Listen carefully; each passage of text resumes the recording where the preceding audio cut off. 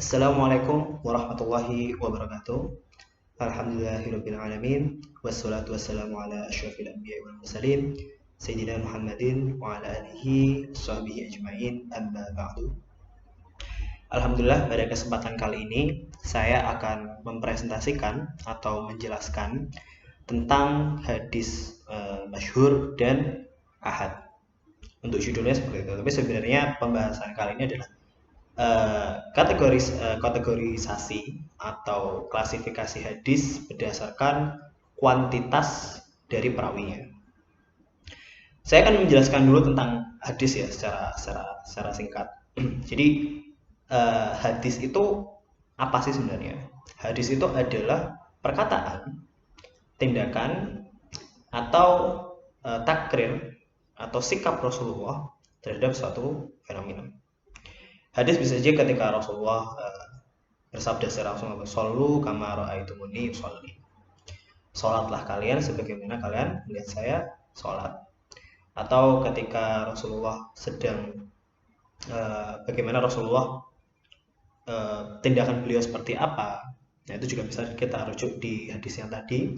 Bagaimana Rasulullah salat. Makanya hadis tentang tata cara salat itu selalu merujuk pada hadis ini. Jadi bagaimana Rasulullah. Jadi bagaimana sahabat melihat rukuknya Rasulullah, sujudnya Rasulullah, tahiyat Rasulullah seperti apa. Nah, kemudian ada juga yang takrir. Nah, bagaimana sikap Rasulullah terhadap sesuatu. Contoh seperti apa namanya tentang kulhu ya. Suatu ketika sahabat Nabi itu ketika mengalami sholat taraweh itu selalu membaca surat kulhu Allah ya. Jadi rakaat pertama surat kulhu Allah, surat kulhu, surat al-ikhlas ya. Rakaat kedua juga surat al-ikhlas sampai ada apa namanya sahabat Nabi yang akhirnya protes kepada Rasulullah dan Rasulullah menjawab ditanyai kan kenapa kamu seperti itu ya karena surat al-ikhlas itu murni menjelaskan tentang sifat-sifat keilahiyah dan sebagainya. Akhirnya Rasulullah berkata Allah mencintai.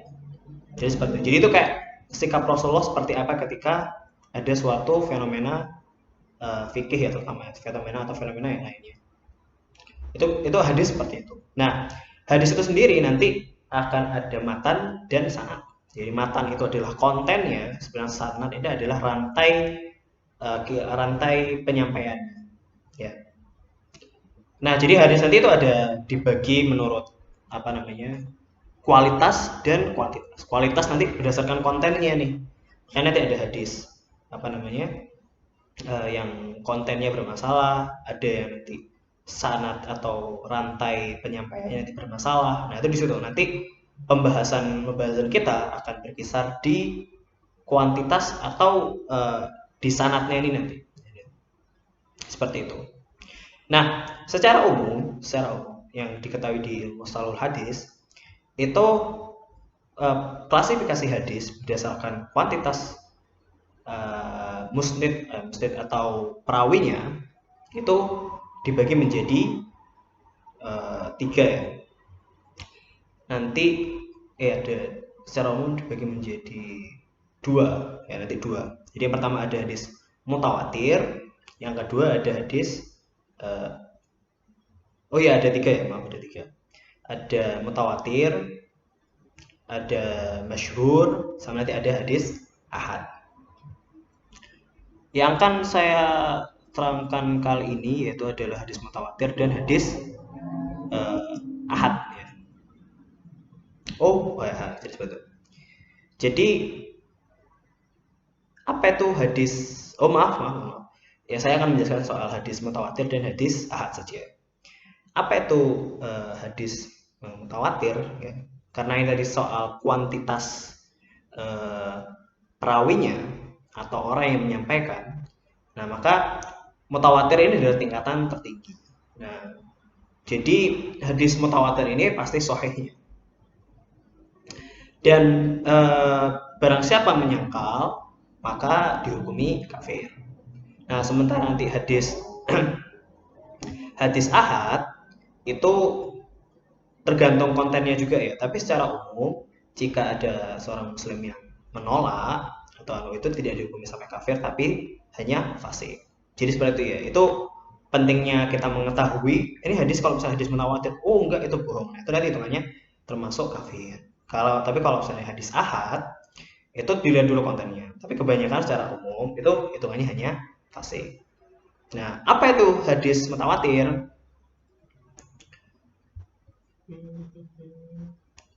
Jadi mutawatir itu menurut bahasa yaitu sama artinya katanya dengan kata mutabi' atau mutatabi, ya.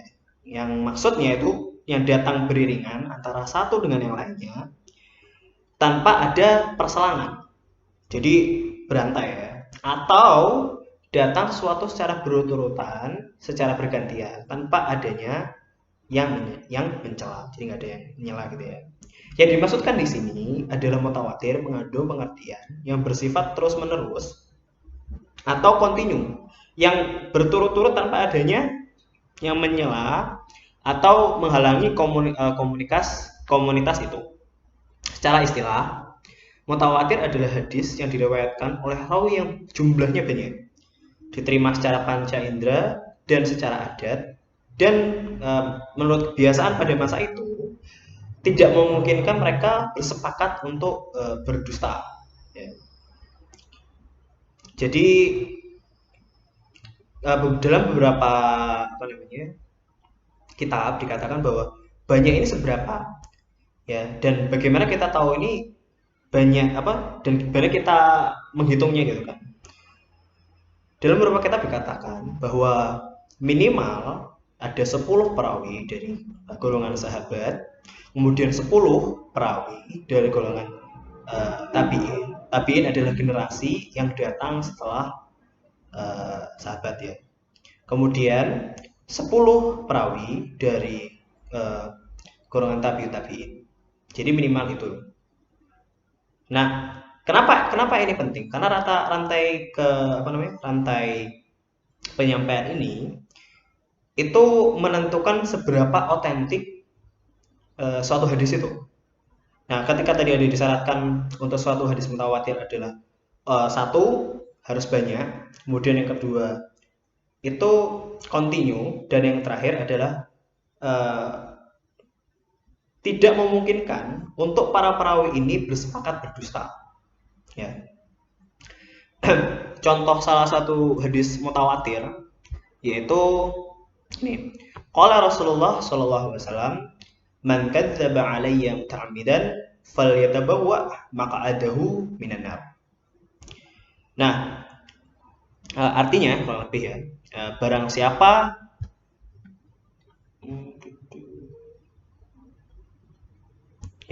barang siapa berdusta atas namaku, maka hendaklah dia menempati tempat duduknya dari neraka, dari api neraka ya. Nah, ini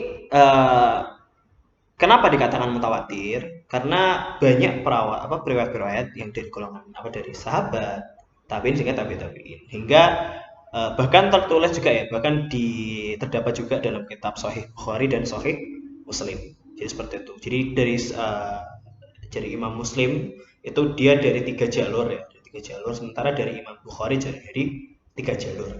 Jadi banyak sekali yang meriwayatkan, sehingga kalau dihitung itu nanti jadi lebih dari 10 orang di tiap generasinya. Dari itu. Nah, mengenai tadi kriteria bahwa hadis itu harus kontinu dan tidak terputus, ya harus kontinu terus menerus, tidak ada yang menghalangi atau menyela. Nah, itu nanti ketika ada yang menyela, maka hadis mutawatir yang sebenarnya tadi itu bisa mutawatir, itu bisa jadi hadis yang terputus ya. Nah, nanti jadi masuk ke kategori hadis dhaif. Nah, ada hadis yang munqati, artinya terpotong ya, entah di era sahabat, entah di di perawi era sahabat atau di perawi era tabi'in maupun tabi'in. Ada juga nanti bisa kalau misalnya terputus di awal ya, dia nanti jadi hadis mu'allaq. Nah, ini hadis yang dhaif. Dhaif dalam artian tidak menjadi hujah yang kuat untuk suatu hukum ya. Jadi ketika istinbat hukum itu tidak boleh, istinbat atau dalam pemutusan hukum itu tidak boleh menggunakan hadis dhaif. Nah, hadis matru, hadis mutawatir, ketika dia terputus ya, kalau di awal dia nanti namanya itu mu'allaq, ya, daerah sahabat. Kalau di akhir nanti namanya mursal. Nah, nanti kalau entah di atas, di awal atau di nah, jadi namanya itu munqati. Nah, jadi hadis yang awalnya tadi itu wajib diikuti, dari akhirnya tidak wajib diikuti. Bahkan kalau bisa ditinggalkan. Nah, hadis dhaif gitu ya. Nah, berlanjut ke materi selanjutnya, yaitu tentang hadis ahad. Nah, apa itu hadis ahad ya? Hadis ahad adalah hadis yang tidak memenuhi syarat-syarat hadis mutawatir. Nah, tapi tidak memenuhi syarat-syaratnya ini seperti apa ya? Nanti akan dijelaskan lagi. Itu apa itu hadis? Jadi hadis ahad itu adalah hadis yang selain hadis mutawatir, itu hadis ahad ya. Nah, hadis ahad ini sendiri dia dibagi menjadi 3 ya. Ada masyhur, ada aziz, sama gharib. Jadi saya bagi itu tadi yang awal-awal, bahwa hadis pembagian atau klasifikasi hadis berdasarkan kuantitas perawinya itu kan jadi masyhur ya. Itu sebenarnya masyhur itu juga masuk di ahad ya. Jadi ada masyhur, aziz, dan gharib. Apa itu masyhur? Itu hadis yang diriwayatkan oleh 3 perawi atau lebih, tapi tidak sampai pada derajat mutawatir. Ya. Contoh hadisnya itu saatnya adalah al-muslimu man salimal muslimuna min lisanihi wa yadihi. Ya, artinya seorang muslim itu tidaklah mengganggu kaum muslim yang lain dengan lisan maupun tangannya. Ini contoh hadis masyhur. Jadi kalau tadi hadis mutawatir itu diriwayatkan oleh banyak orang ya, yang sehingga yang menurut adat atau kebiasaan pada saat itu mustahil bagi mereka untuk sepakat berdusta. Tadi 10 ya, di beberapa kitab dikatakan 10 minimal. Nah, di hadis masyhur atau dalam artian secara harfiah dan terkenal itu 3 perawi. Ya, kemudian ada hadis aziz ya. Ada hadis yang diriwayatkan oleh 2 perawi. Contoh la yu'minu ahadukum hatta akuna ahabba ilaihi min waladihi wa walidihi wan nasi ajma'in. Artinya seorang dari kalian tidak akan beriman hingga aku menjadi orang yang paling dicintainya lebih daripada anaknya, orang tuanya, dan manusia semuanya. Itu salah satu contoh hadis aziz. Nah, kemudian ada hadis gharib ya, yang hanya diriwayatkan oleh 1 perawi. Contohnya innamal a'malu binniyah wa innamal likulli imri'in ma nawa. Sungguhnya amalan itu tergantung pada niatnya, dan bagi setiap orang akan mendapatkan sesuai apa yang telah ia niatkan. Nah, kedudukan hadis ahad ya, ahad itu ada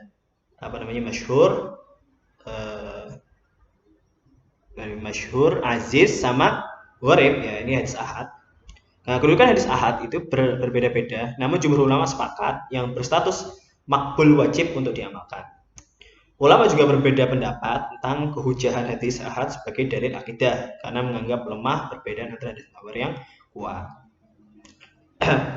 Nah, itu tadi. Nah, kenapa kajian tentang kuantitas perawi ini penting ya dalam hadis?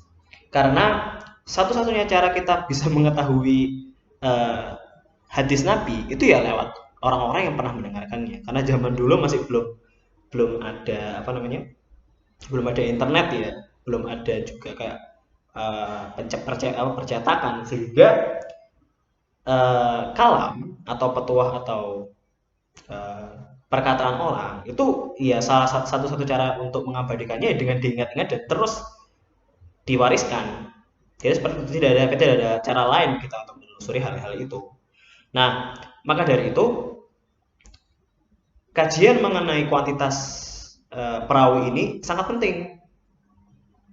Kita bisa mengetahui suatu keautentikan atau kevalitan suatu hadis Nabi itu ya dari lewat orang-orang yang mengatakan ini. Makanya dalam suatu perawi itu juga terdapat klasemennya gitu ya. Nanti ada perawi yang dhabit, ada yang adil, nanti juga ada perawi yang pelupa, ada yang ketika dia tuh orangnya mudah mengingat, tapi ada mengingat dengan tulisan, ada dengan ingatannya sangat kuat, gitu ya, seperti itu.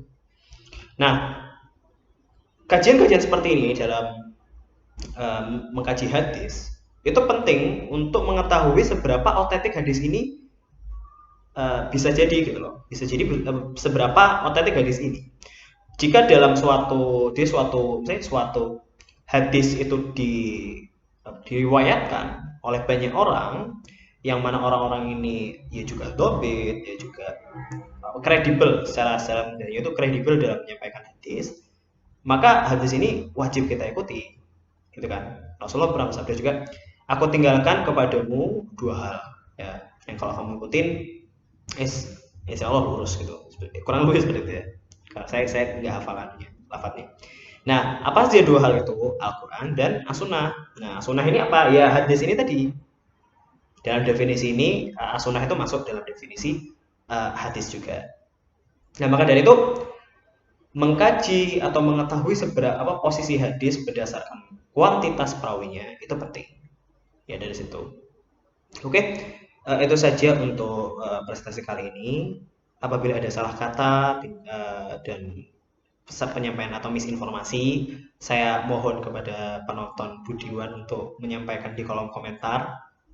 Terima kasih. Billahi taufiq wal hidayah. Wassalamualaikum warahmatullahi wabarakatuh.